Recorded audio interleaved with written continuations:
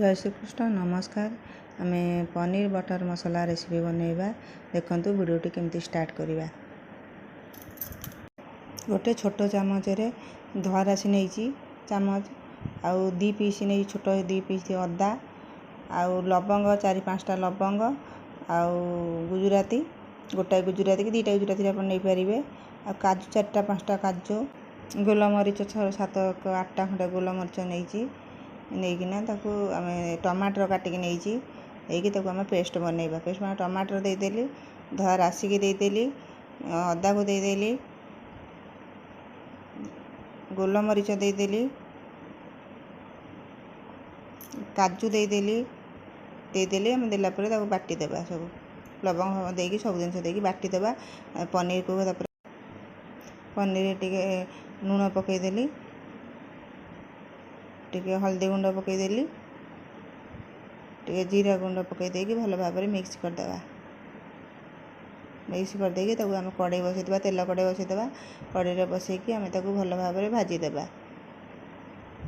छाणी पारे भाजी पारे आप जहाँ पसंद अनुसार करें। देखो मुझे भाजीदेली भाजीदेला केमती लाल हो गले काढ़ीदेवे तापर से तेल थिला ये पेस्ट को देदेली हलदी पाउडर लंका पाउडर पकईदेली। देखो लंका पाउडर पड़ला तापर जीरा पाउडर पड़ला तापर धनिया पाउडर पड़ला लूण पकईली करी पाउडर पकईदेली सब भल भाव में पकईकी भल भाव में मिक्स करदे। 5 मिनट खंडे लो मीडियम रे देकी गैस आम मसला को कषीदेबा। तापर गरम मसला पाउडर आम पकईदेबा पकईकी आउ टिके भल भाव में मिक्स करदे।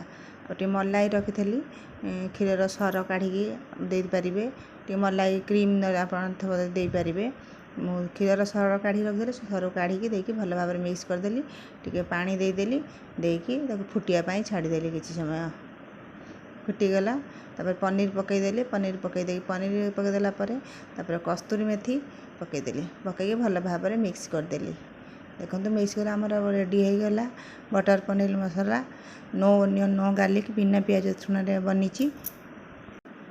आप ओषा बार व्रत जिते चाहिए करिकी खाई पारे। यदि वीडियोटी भल लगी था निश्चिंत लाइक शेयर सब्सक्राइब करेंगे। वीडियो को स्किप करेंगे फास्ट रू लास्ट जाए देखिए। रोची जय जगन्नाथ।